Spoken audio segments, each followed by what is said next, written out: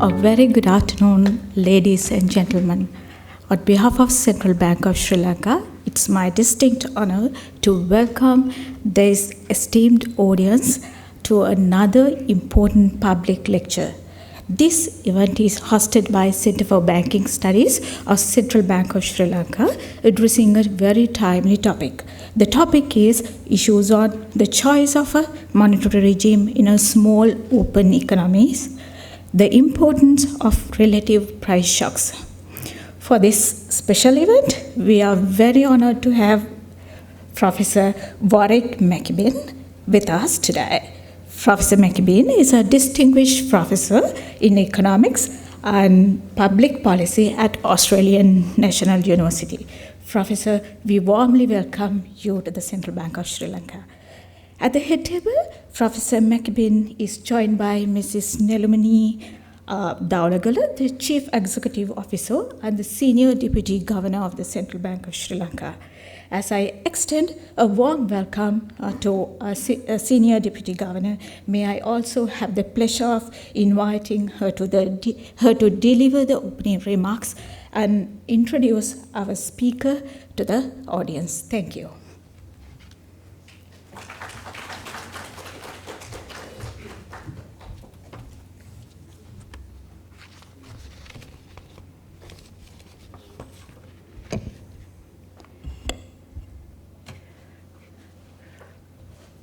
Good afternoon, Governing Board member, the Deputy Governors, Assistant Governors, and our esteemed guests here.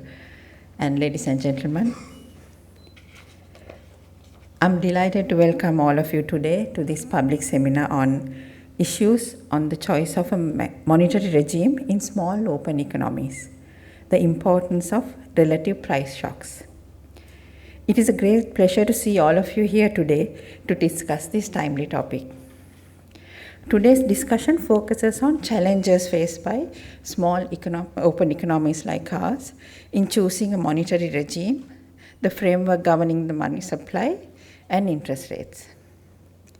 Among other considerations, a key factor influencing this decision is relative price shocks. Sudden changes in prices of specific goods and services compared to others create unique hurdles for policymakers. Due to the size and openness to global markets, small economies are more susceptible to external forces such as sudden impulses in global interest rates, exchange rates, and energy prices. This often limits our ability to set independent monetary policy. A crucial decision for these economies is selecting the optimal monetary regime to ensure domestic price stability through appropriate choices on interest rate setting and exchange rate determination. With the added complexity of being small economies, countries like ours often struggle to manage relative price shocks, which can disrupt macroeconomic stability. Accordingly, understanding and managing these conceptual frameworks is crucial. So to explore these key aspects of small open economies, we are honored to have with us here today Professor 𝗲𝗵. He will share with us his valuable insights into challenges of selecting a monetary regime, particularly focusing on the implications of relative price shocks in small economies. Professor 𝗵 is the Vice Chancellor's Chair in Public Policy and directs Center for Applied Macroeconomic Analysis in Crawford School of Public Policy at the Australian National University. He is also the Director of Policy Engagement and ANU Node Leader of the ARC Center of Excellence in Population Aging Research. His impressive credentials include fellowships with esteemed organizations and distinguished service awards. Professor 𝗵 is an ANU Public Policy Fellow, a Fellow of the Australian Academy of Social Sciences, a distinguished Public Policy Fellow of Economic Society of Australia, a distinguished Fellow of the Asia and Pacific Policy Society, and a non-resident senior fellow at the Brookings Institution in Washington, D.C. He was also awarded the Order of Australia in 2016 for distinguished service to education as an economist, and also the Centenary Medal in 2003. Professor 𝗲𝗂 is internationally recognized for his contributions to global economic modeling and monetary policy theory. He has published extensively and served on the board of Reserve Bank of Australia as well. He regularly advises international institutions, central banks, governments, and corporations across a range of developed and emerging economies. Professor 𝗲𝗂's experience is vast, and I encourage you to take full advantage of this opportunity.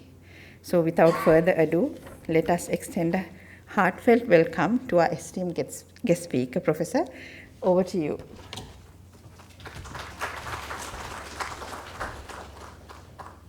Thank you very much, Senior Deputy Governor, for those very long and very generous remarks. It's great to be here at the Central Bank in Sri Lanka. I've been supervising PhD students and master's students from Sri Lanka for many years, and I really wanted to come to this country, and now I'm working for the World Bank on some work on Sri Lanka. It's a great opportunity to be here, so thank you for the invitation from the Central Bank, and it's great to see ANU alumni and other Australian alumni here in the audience today. What I wanted to do in this presentation was to take you for a guided tour through what we think we know about monetary policy. And it's based on a lot of material, but for anyone who wants to go and look through some of the more recent papers, there's a paper that we published in the Oxford Review of Economic Policy on why climate change matters for monetary policy, both the ideas that central banks think they understand and why some of their frameworks may need to be rethought in a world in which there are climate shocks and climate change policies. Another paper is a paper that was commissioned for the Sintra Forum, which is the equivalent of Jackson Hole for the US Federal Reserve System, but it's the Sintra Forum in Europe, looking at why climate policies matter for the design of the Eurozone, with some joint work with Beatrice 𝗲𝗏 and Max Krondat. The third paper is a paper with Roshen Fernando, who is a Sri Lankan PhD student of mine, who submitted yesterday his PhD thesis, and Larry Liu and myself, looking at climate risk, looking at climate shocks, climate policy and changes in financial market risk assessment, and what that actually means for the economy, but why central banks need to think about it and worry about it. And the final one is a broader paper that was published last year in the Oxford Review of Economic Policy, which looks at the big structural transitions we see coming. So these are things we know about: demographic change, climate policy, climate transition, artificial intelligence, big changes in the world economy, and what this means for global finance, but also what it means for monetary and fiscal policy design. So there's a lot of issues out there which are coming at us. We understand that they're coming. We just don't know very much about what we should do about it. So the question I want to ask, and hopefully give you an answer, although it may not be a satisfactory answer, is what monetary regime works well for a small open economy? Now, a lot of central bankers in advanced economies think they know what the optimal monetary policy regime for their economy. The problem I have is that I think most of them have got it wrong, in the sense that they don't fully understand that the world is open and fully interrelated. Production networks are global, not local. The US is not a small open economy. The US is not a large closed economy. It's a medium-sized open economy. International linkages, global financial adjustments, a lot of things matter for the way in which all economies function. And I think the monetary mistakes that we've seen post-COVID, the inflation that we've seen, is partly a reflection of a need to reassess whether or not the current state of our knowledge of monetary policy frameworks, particularly with the focus on inflation frameworks, is really the right way to proceed. So what I'll talk about is, firstly, how do you evaluate monetary regimes? What are they? What are the options? There's a lot of different ways of implementing a particular regime. There's a lot of different regimes out there. What all the alternative monetary regimes are worth considering further? What are their advantages and disadvantages? Guide you very quickly through the literature. This has been a debate that's been going for 70 years plus. It's not resolved. And so I think pulling out some of the lessons from history is important in thinking forward. And then just to put in front of you what I think are the shocks we know about. I mean, these are the known unknowns as distinct from the unknown unknowns. And do those shocks really work well in the monetary frameworks that we think are the best for small open economies? And so the key point I want to take you away is that there is no optimal monetary policy for all economies. All economies are different, and the design of the monetary regime needs to reflect the structure of the economy, the nature of existing institutions within the economy, one of those being the degree of independence of the central bank, which Sri Lankan researchers fully understand. And one of the big issues I think which is missing is the idea that you can talk about monetary policy in a world where there's a single price. In fact, a lot of the shocks we've observed, particularly over the last 30 years, but actually going forward, aren't going to be a change in the overall price level at the global or national level. It's going to be a change in the relative prices coming from major events in major countries. And this is a real problem because the models, the conceptual models, come from closed economy macro in the US, whereas very few countries actually have that as being the correct framework to think through the fact that they're small open economies. As the Senior Deputy Governor said, there's a lot of issues for small open economies that the textbooks don't cover. And so this is really the theme, is that we've got to worry about relative prices. And what do I mean by relative prices? This chart is from an old paper now. It was a paper I wrote with 𝗲𝗄𝗃, who was a senior official at the Reserve Bank in 2009. And the paper was called Global Relative Price Shocks, the Role of Macroeconomic Policies. What this chart shows you is an index of the prices of each of the 6 major groups of sectors of production that is the basis of our modelling work, where everything is normalised to 2000, an index of 100 in the year 2000.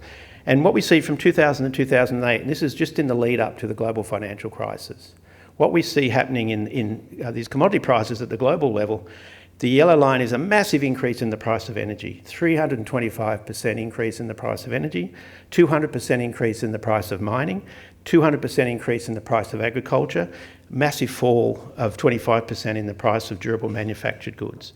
So these are big relative price changes. This is coming largely from a shock out of China. When China joined the WTO, it changed relative prices at the global level.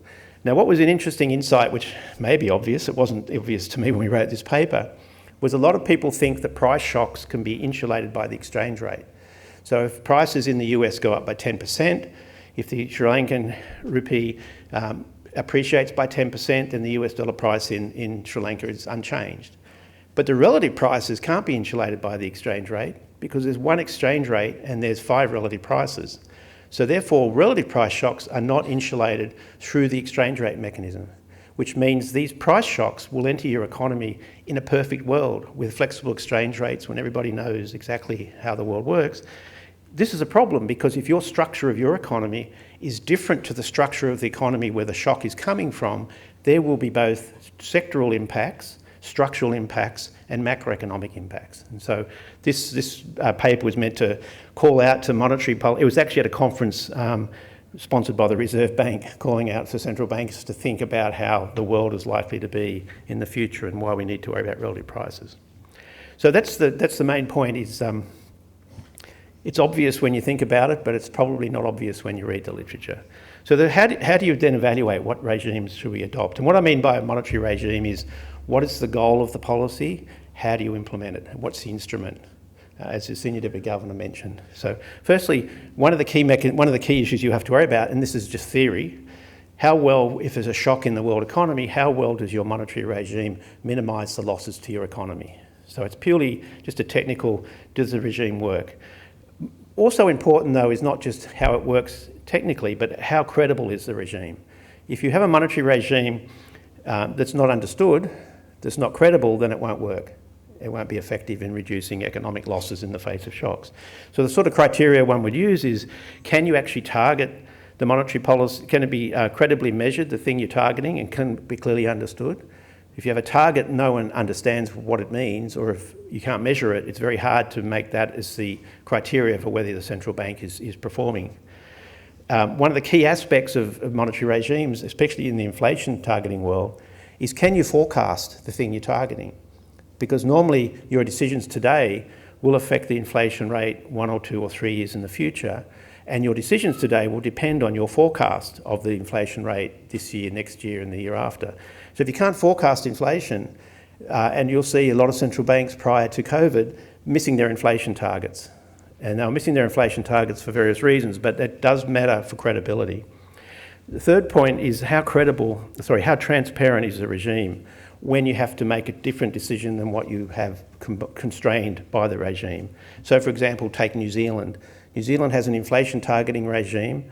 When there was a massive earthquake in Christchurch, that is a very large supply shock. And the New Zealand Central Bank had to explain, well, inflation's going up because there's been an earthquake, but we're not tightening monetary policy because if we did, it would bring inflation down, but it would make the output losses much, much bigger. And so you have to be able to explain the exceptions to the rule. Now, if you create a monetary regime or a rule where every single decision is an exception, then it's not actually a rule at all. It's actually discretionary monetary policy, and there's some credibility issues with that. The final point of many different points one could make is really, in the end, monetary policy's goal is to tie down inflationary expectations. Monetary policy can change the real economy in the short run, but its main focus should be on price stability or low inflation in the medium to long term to avoid misallocating resources in different sectors. High inflation is very destructive to economic activity. It's very regressive on the poor. So there's income distributional effects of high inflation, there's distortionary effects of high inflation. The role of the central bank is to prevent inflation from being a problem and let most of the other problems be dealt with fiscal policy and trade policy. So what are the major monetary regimes? I'm not going to go through every single one. There's inflation targeting, which is most central banks in the advanced world follow inflation targeting, but what is really flexible inflation targeting, and I'll talk about that shortly. There's also price level targeting, nominal income targeting. You can peg your exchange rate to the US dollar and therefore use US monetary policy for your monetary policy. You could target the money supply, which was very popular in the 1970s. For some countries, you could have commodity price targets. So you tie your target to the price of a basket of commodities. And you could also bring financial stability into the design. I'll go through some of these. Let me apologise to the non-mathematicians, but I can't resist. I have to have an equation. So it's just easy for those of us who can think 1,000 words in a single equation. So what's inflation targeting? This is a rule that you'll see used by economists in models, and that is that the interest rate, the policy interest rate today, IT, is equal to the interest rate yesterday, plus some feedback between the inflation rate today expected at some point in the future relative to your target. So if pi is above pi bar, you raise interest rates. Why? That slows the economy, it contracts the aggregate demand, it'll bring inflation back to the target depending on the structure of the economy. It could be quick or it could be slow, depending on credibility, it may not happen at all. But that's the idea. You see, you change interest rates when you observe inflation. Flexible inflation targeting, which is what actual banks actually do, is they don't try and hit the inflation target every single period.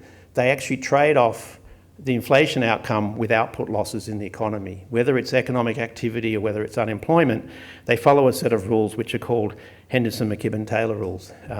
Interesting story, there's a volume where Taylor published his famous paper. The paper before that was myself and Dale Henderson. It was a generalised version of the particular rule that John Taylor wrote in his paper. Let's say there's a sensitivity in our relationship. So now he has agreed and we agreed, we call them Henderson-McKibben-Taylor rules. So every student I've ever taught calls them that. Some of you will understand what I've just said, but most people don't. But the point here is instead of having just inflation, alpha times the gap between inflation and desired inflation, you have some measure of the output gap. So if output's stronger than you think potential is, you raise interest rates and that brings demand down. But if inflation is high and output is low, then you're going to slowly adjust your inflation rate because you don't want to make the output losses worse. So you're doing a trade-off now instead of just hitting the inflation target. The beauty of this sort of inflation targeting, whether flexible or fixed, is it ties down inflation expectations if it's credible. But there are some real technical problems, and these are not minor. One is, what inflation rate do you use? My inflation rate is different to your inflation rate. Inflation is an index, it's calculated, sometimes with a very long lag. So in the Australian case, it's only recently that we've produced monthly inflation data. We used to produce quarterly inflation data. So the central bank is looking through the revision mirror at what inflation was 3 months ago to decide what monetary policy should be in the future. And that's a real problem. Should you use core CPI? Core CPI is you take out highly volatile items like food and energy and just focus on the core drivers of the economy. Do you use domestic prices or do you use some measure of international prices? A key issue also is how well can you forecast inflation? Because the inflation forecast, if it's completely wrong, will give the policy guidance to the central bank, which will be completely wrong and will cause you to miss your inflation target. And that's what we've seen in many central banks prior to the COVID pandemic. Inflation was coming out lower than central banks were forecasting. Post-pandemic, inflation's coming out higher than central banks have been forecasting. What's going on here? Well, one of the key drivers, if you're going to have a forecast of inflation, what model do central banks use? Well, they estimate what the output gap is at the moment and in the future. They say, okay, if output is stronger than potential, we expect inflation will go up. So the output gap drives their forecast, drives their interest rate response. If your output gap is mismeasured, and I would argue some of the shocks I'll talk about later will make output gap measurement extremely difficult. If you can't measure the output gap, you have to come up with your inflation forecast some other way, or you have to change your framework, and that's a key problem. And the output gap, I should stress, normally enters into current policy rules in many advanced economies twice. It enters into the inflation forecast, and it enters in its own right in terms of the output gap, balancing the trade-off between output and inflation. So the output gap forecastability is a really big issue. What's price level targeting? Well, price level targeting is almost the same as inflation targeting, but instead of targeting the inflation rate, you actually target the price level. So if you get a shock and your inflation and your price level jumps, that's higher inflation. If you have an inflation target and you leave the price level where it is, you've hit your inflation target, but your price level is different. Price level targeting says when the price level goes back up, you then have to tighten monetary policy to bring the price level back down again to get back to the original price level. So it's a very strong form of inflation targeting, would generally lead to more output volatility. Who would advocate that? Well, the advantage is it stops the drifting of the price level. So what's wrong with inflation is the price level changing over time and causing resource allocation to be different. Some very important people, George Evans, Williams and Bernanke have argued that when you hit the zero lower bound, when interest rates in your economy are zero, the best policy to target is actually the price level, not inflation. So in certain circumstances, there's some very important famous advocates of using price level targeting rather than inflation targeting.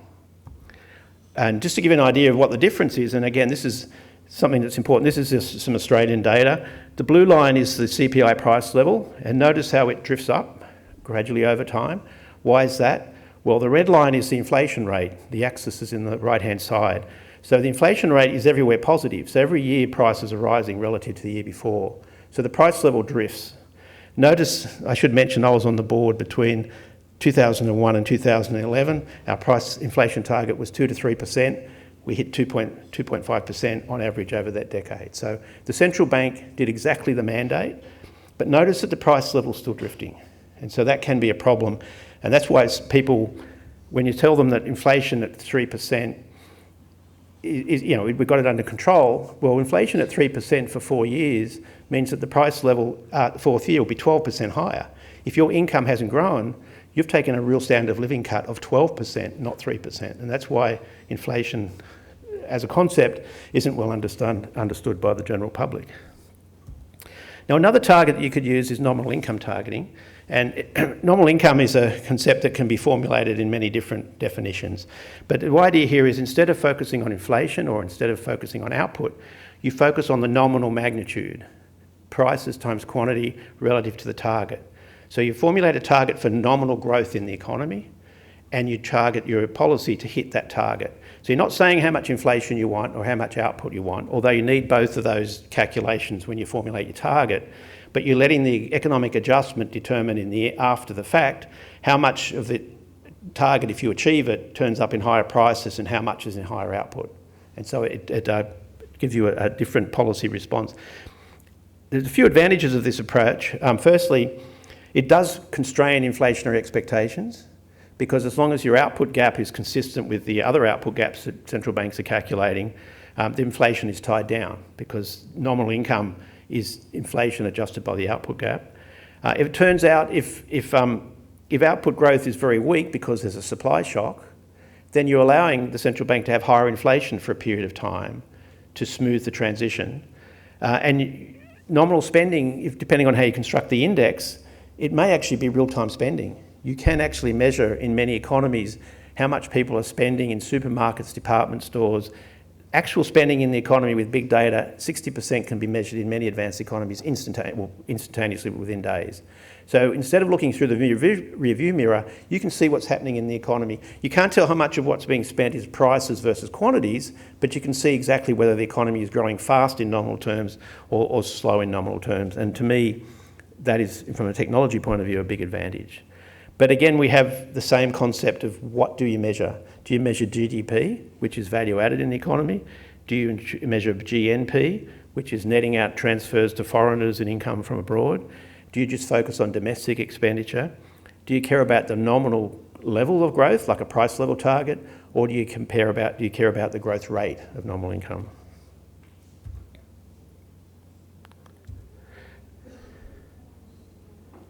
Oops, sorry, pressed the wrong button. And in financial stability, there is an argument, and it's quite popular, to add extra terms to this trade-off. So trade off inflation and output in the feedback rule, but worry about financial stability as well. So you can add measures of financial stability. My view is that in a world of high leverage, where we've entered into a world of high leverage, we've entered into a world of rising interest rates.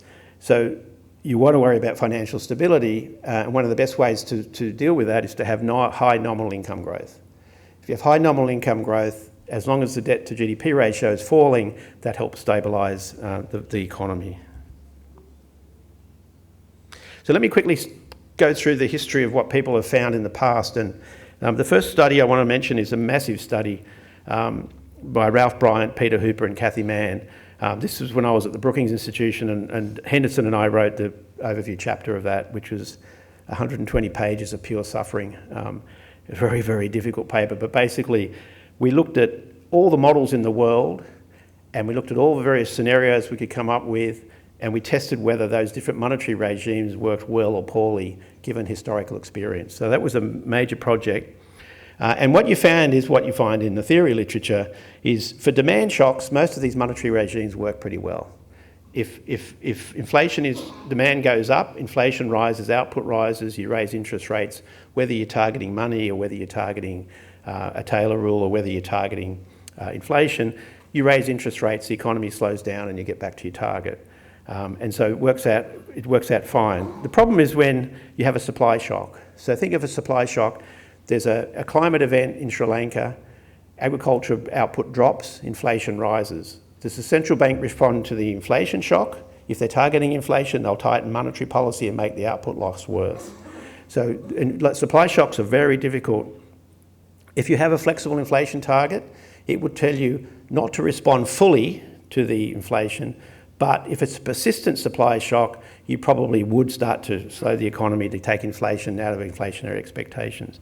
Normal income targeting would suggest you do neither. You just sit there and wait, because inflation goes up, output goes down, but you're still on your nominal income target. The other regime we looked at was what if there's a crisis, the foreign exchange crisis? What if country risk changes? And so what happens in the country risk shock is, if you take the Asian financial crisis, capital flows out of the economy, the exchange rate depreciates, imported prices go up, so you raise interest rates to dampen the inflation effect. That makes the output loss worse, and that actually can accentuate the financial crisis. So nominal income targeting, again, would actually, depending on how you're doing your forecasting, would actually have a less extreme monetary response, and as long as the crisis is temporary, would be a much better regime.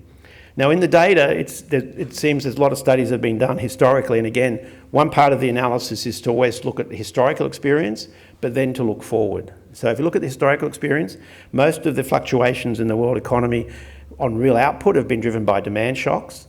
Most of the shocks we've seen to inflation tend to come from supply shocks, and there's evidence of both supply and demand shocks historically. And so you're going to have, historically, the monetary regime that's evolved from a world economy driven by demand shocks has tended to be an inflation targeting regime. And that's because partly of the historical experience. Where do we look when we look forward? Well, what are we likely to be facing over the next 10, 20, 30 years? We're likely to get quite significant productivity shocks, both global and local, coming from new technologies, artificial intelligence. We're likely to be facing climate shocks, weather events coming from physical risk coming from weather events, changes in climate policy. So in countries that put in carbon pricing, for example, in Europe, that puts a trend in inflation. If you have a trend in your carbon tax, then you'll have a trend in your inflation rate. How do you deal with that if you're an inflation targeting central bank? We're likely to see more commodity price shocks, and we're likely to see very sharp movements in asset prices because we've got high leverage in many countries in the world, many markets, and we've got rising interest rates. And those two together are likely to lead to very sharp reevaluation of asset prices, as we're seeing in the world today. Most of these are going to be supply shocks. So let's think of climate change. We have physical risks, so there can be hurricanes, cyclones, weather, forest fires, a whole range of climate-related shocks that contract the supply side and lead to inflation. We have a lot of macroeconomic implications potentially from that. There's also transition risk, so it's not just the climate itself is changing, but policies are changing. And so we have potentially some countries bringing down fossil fuel emissions by closing down fossil fuel activities and therefore stranding assets. And so that has significant aggregate macroeconomic implications. We argue, excuse me.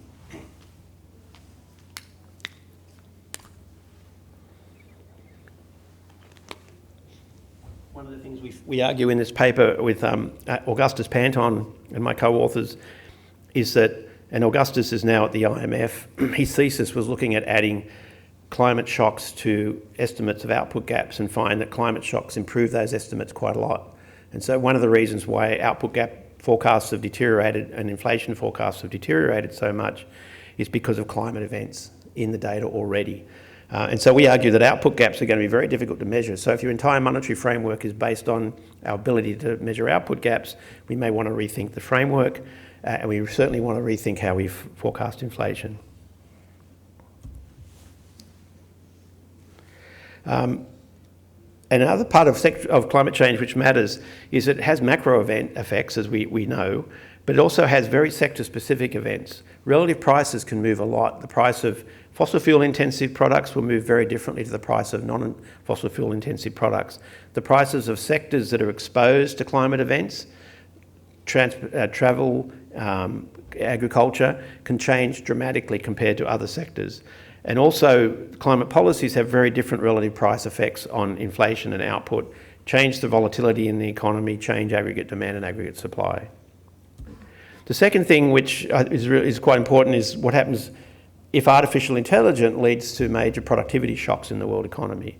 If you look through history, it takes a long time for technological innovation to change productivity. If you look at the electrification, sanitation, those early improvements in the global economy, they were moving throughout the economy for many, many decades before we started to see productivity growth in the data. If you look at the computer revolution in the 70s, economists were looking for the missing computers. Why do we have all these computers being used and it's not in the productivity data? It eventually turns up in the data. But the history is that this appearance usually occurs after a threshold is reached. So you get a platform of adoption, and the platform that you can see when you look through the data is roughly 60%. So it's sort of like debt sustainability calculations. The magic number is 60%. With technology, if you get 60% diffusion, then you start seeing productivity take off across the economy. And so you saw that with software platforms, with Microsoft, you saw that with electrification. We're probably going to have the same experience with artificial intelligence. And so the paper with Adam Triggs, we looked at what if the world has very different innovations in different sectors, in different countries, and in different scales, and what does that mean for the world economy? And the technology issues to think about is what if we just don't realise how strong this productivity is? What if it's already here? Then your output gaps are going to be underestimated, and so you're actually going to be thinking that you're going to get much lower economic growth, and you get much higher economic growth, and you're going to be getting inflation much lower than you expected because your productivity was higher than you built into your output gap. So you can create a deflation bias, which is what we actually saw leading up to the global financial crisis. But what if Bob Gordon is right and there is no more productivity growth? Once you invented the sanitation and electrification, all the new inventions since then have been a waste of time, then you could end up having an overestimate of the output gap. We expect the economy will grow at 3%, when in fact it grows at 0, and you end up with policies that mean inflation will be 3% higher. And so you can actually get the wrong outcomes. And if you continually get the wrong outcomes when the target you're announcing is not achieved, then you undermine the credibility of the framework. And again, we also look at this issue of what if not all sectors have adopt artificial intelligence at the same time. That will change relative prices dramatically. Resources will move out of some sectors into booming sectors. This leads to structural change. This leads to macroeconomic dislocation. This means that the central bank has to manage the macroeconomic adjustments that go with that, even though most of the solutions would actually be in the fiscal space. So when you look at all these various approaches, and again, this is way from being a confirmed result, what we're arguing is we need a lot more research in central banks to look at whether some form of nominal income targeting might be better. The beauty of nominal income targeting is it's got this automatic adjustment mechanism. If you think potential growth is 3% and you think your inflation target is 3%, then you announce your nominal income growth target of 6%. And if output growth is weak at 2% and you hit your target, inflation will be 4%. But the market knows you're going to bring it back down again because you can announce the adjustment to your target.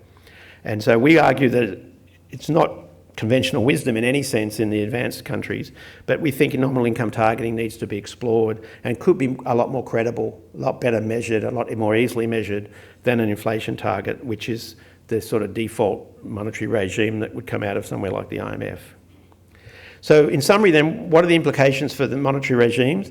Well, as long as the world is full of demand shocks, it doesn't really matter too much which regime you have, as long as it's credible, as long as it's achieving the goals that you're trying to achieve. But once you get into the world of supply shocks, you do have to worry about output versus inflation trade-offs, and different rules perform differently.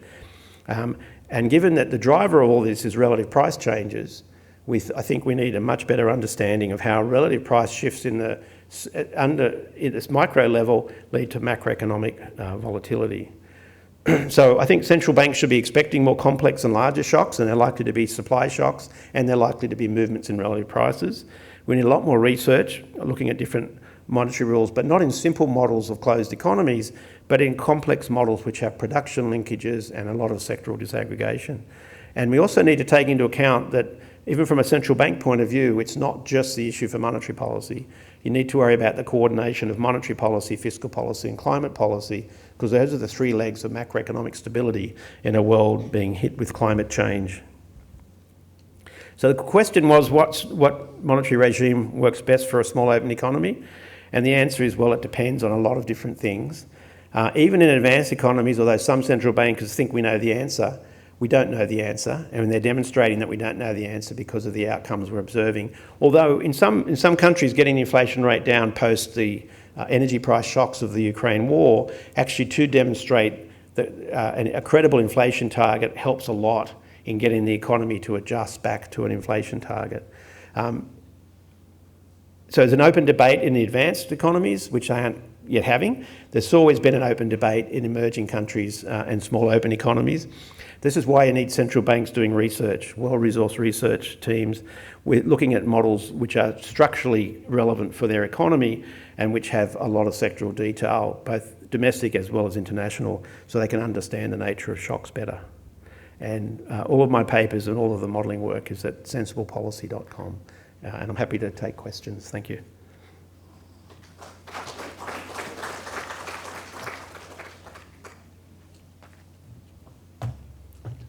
Thank you, Professor 𝗵𝗶. Now you can direct your questions to our speaker, Professor 𝗵𝗶, please.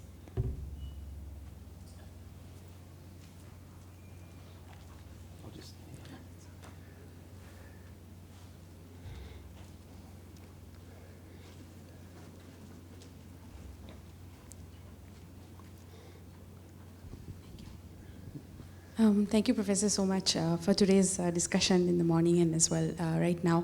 My question actually is driven from your comments on AI and the productivity shock coming out of AI.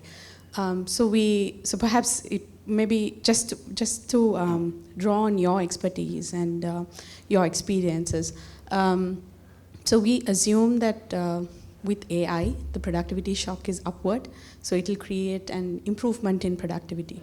On the other hand, there are growing concerns regarding the welfare implications of AI. I mean, the fact that it can also drive inequality. So I think that's some recent work even done by Brookings and the IMF as well. And I think that's an area that has some implications for us. For example, low-income countries or emerging economies. Because of the job exposure on one side, and also the fact that perhaps the AI, our readiness for AI, and also the fact that AI may complement people who are already better off if it's not adapted in the right way. Just to ask about your thoughts regarding the same, and perhaps maybe in the course of your recent work, maybe this is something that you have thought about or considered. If you can just share your thoughts on the same. Thank you very much. That's not so much monetary policy, but I did bring it up, so it's a fair question.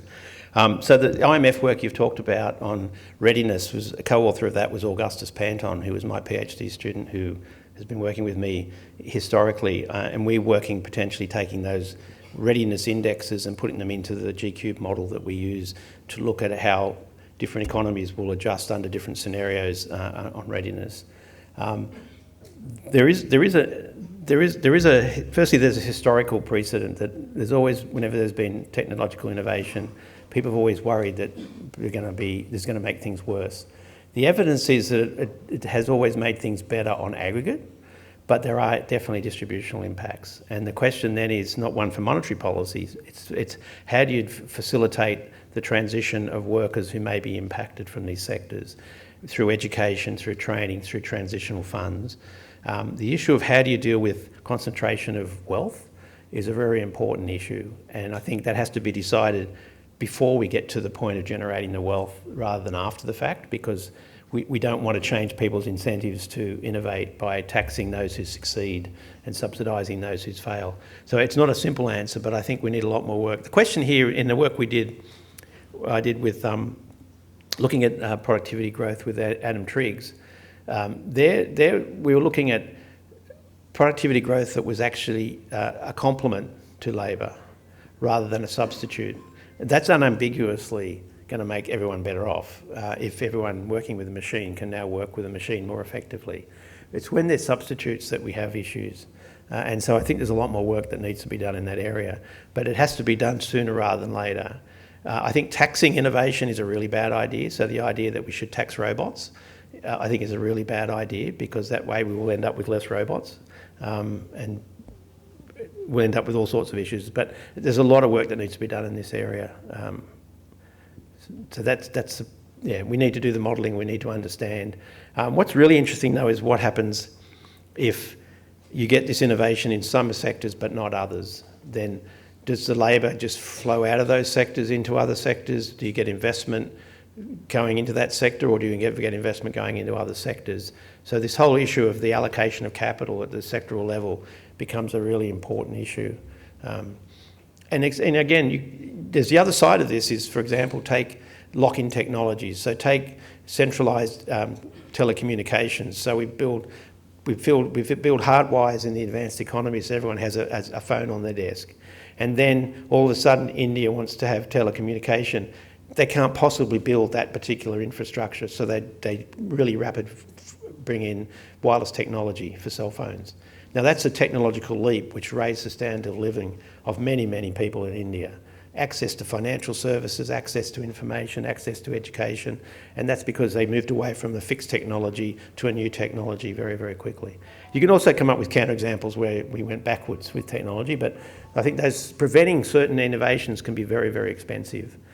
Energy generation is another one. So in Australia we have fossil fuel, we have coal-fired power stations, we have massive transmission lines from the coal-fired power stations. Everybody who can be on the grid is on the grid. Now that's locked in, so if you're going to swap out those fossil fuel power stations, you're likely to going to put something just as big and clumsy in its place. But what if you actually do decentralised energy generation? So for example, you have localised solar, wind and battery facilities in small communities that are generating their own energy. Rather than relying on the grid for the power, they're relying on the grid for some stabilisation. Then you can actually get resilience, because in Australia, when you have a major grid lock, like if you might have a weather event and the grid is broken, entire communities are turned off from electricity, whereas localised energy generation builds resilience. And so you may want to consider, depending on the circumstances, moving away from a particular technology that's been predetermining what goes on that particular grid to a decentralised technology and doing energy generation in a totally different way, moving more quickly to the transition.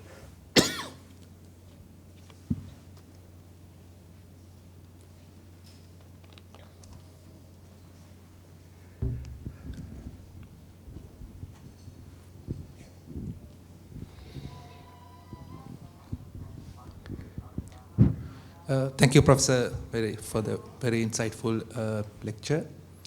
My question is, you mentioned about less researched on this nominal income targeting and the potential monetary policy regime for a small open economy.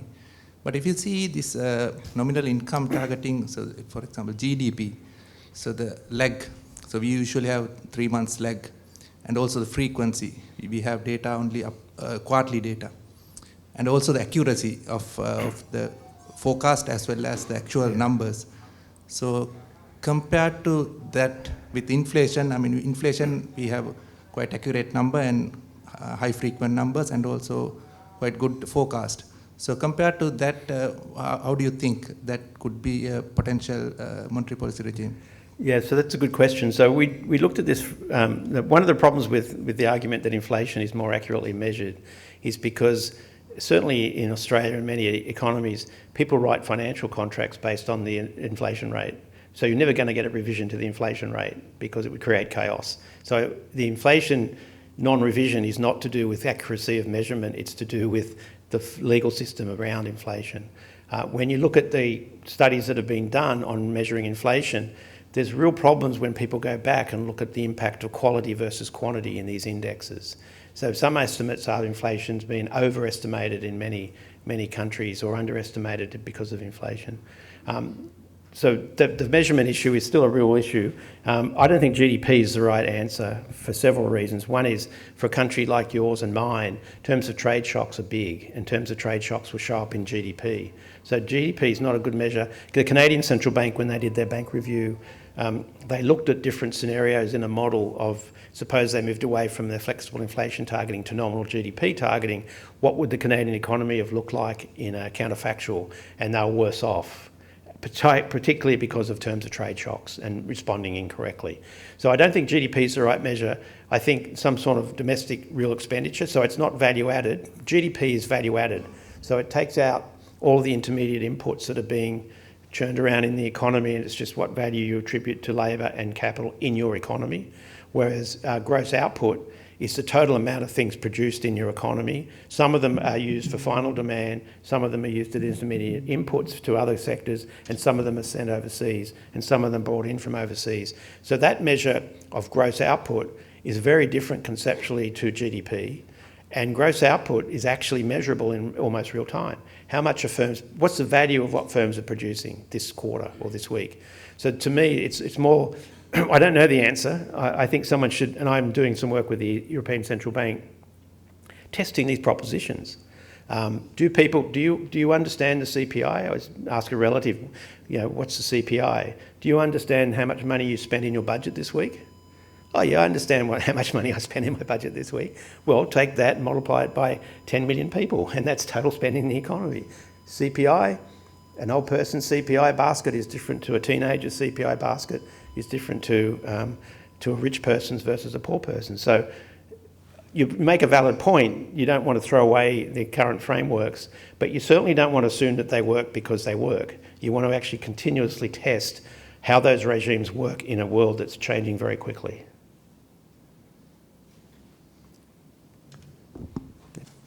Professor, thank you for that fascinating talk, and I'm glad that you spoke so much about the considerations around climate shocks and monetary policy. My question is about how central banks like ours can better consider climate shocks in our own modeling work, but also in overall consideration of what the economy is going to look like.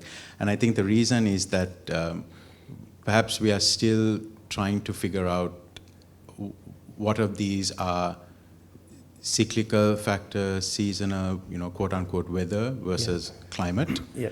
And according to some of the things you mentioned, the role of climate change in supply shocks, it's not just domestic climate and domestic supply shocks, it's also with our trade partners and what that does, especially because you talked about relative price shocks. So if you had any advice on how better central bankers could consider this, I'm seeing a tendency in some of our central banks to have a good acknowledgement that there is this issue of climate change, but also perhaps leaving it to those folks who are not central bankers, not economists, but rather the folks who understand agriculture, the environmental scientists and so on, to figure that part out and feed that as an input to our work. Yep. Is this the right approach, or have you seen other approaches as this becomes more of a consideration for us to make? No, that's a great question, and let me declare my conflict of interest. I run a software company that sells models to companies and governments and international institutions and central banks to analyse structural change and climate shocks and what it means for the macroeconomy. So obviously I'm going to advocate you need to have models that have the capacity to do this analysis. But having said that, I think you need many different frameworks.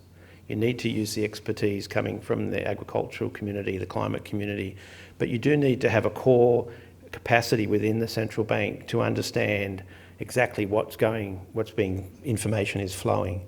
So I work closely with the Network for Greening the Financial System, the NGFS, which is an organisation of coalition of central banks and regulators from probably 121 countries, where they do climate scenarios using long-term climate models and feeding them into these scenarios and getting these broad long-term changes in the economy. What you need in that framework, and they're moving in this way, is short-term analysis. Central banks should be worried about the next 5 years. Financial stability. Yes, there are stranded asset issues and longer-term issues, but really for a lot of this analysis, you need complex systems that model the economy as it is at the sectoral level. And so I think, again, our software is now being used at a number of central banks, and part of it's training. So we train the users into thinking about the climate area. And we train the climate experts into thinking about, well, what's the assumption about the central bank? How is the central bank responding to a carbon tax? Because a carbon tax could be positive or negative on the economy depending on what the central bank does. And so you do need to broaden the education of the people, but you do need, I think, more complexity in our understanding of how the world works.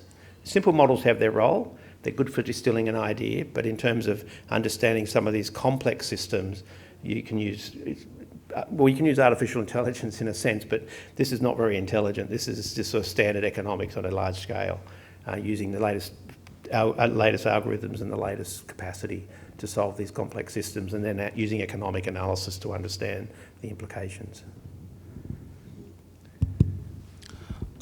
Professor, very straightforward, simple question with regard to CBDC. Now, among these issues like climate change, AI and all that, a lot of central banks talk about CBDC. So countries like us, emerging countries and countries like us, should we have a worry about CBDC? Because we talk about these loss of transmission channels, impairments of transmission channels due to virtual currencies. So in that context, should the central banks have a worry about introducing their own CBDCs to ensure that monetary policy is effective in terms of as a stabilization policy? So you're talking about central bank digital currencies for people that aren't aware. That's an area that I've actually only recently started to think about, and I don't really have an answer. My view is I'd rather have a central bank digital currency than a Bitcoin or some other digital currency in the system, depending on what you're using it for. But yeah, that's not really an area that I have any real expertise in, although I've been asked this question by the Australian Central Bank, but I'll have to learn more before I could give an answer.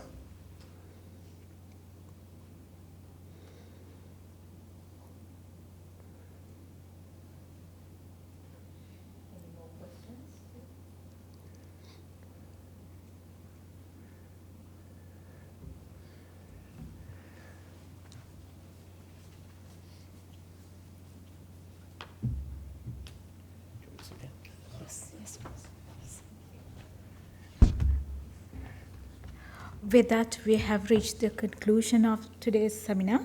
Thank you very much, Mrs. 𝗲𝗹 for chairing the event. On behalf of Centre for Banking Studies of Central Bank of Sri Lanka, let me express our gratitude to today's speaker, Professor 𝗲𝗵𝗶.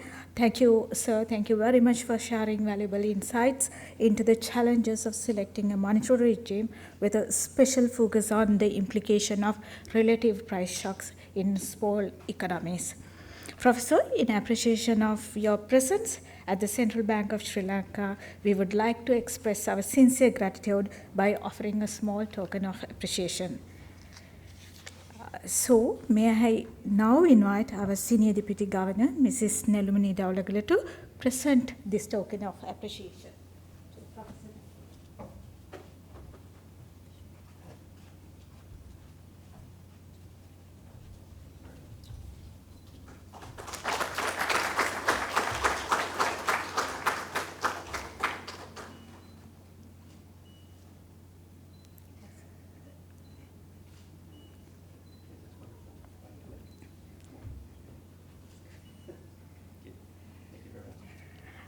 Professor 𝗵𝗶 and Mrs. 𝗲𝗹, I'm very grateful to you.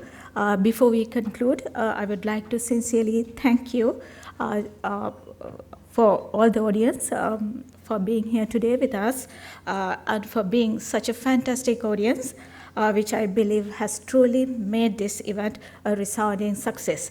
Centre for Banking Studies will meet you again with another public seminar, public engagement on a timely topic like this. To conclude on a high note, we invite you to join us for a cup of tea arranged in the lobby area located to your right. This is a wonderful opportunity to continue the valuable discussion of today and network with your fellow participants. Thank you once again for joining us today, and we hope to see you soon. Have a pleasant evening. Thank you.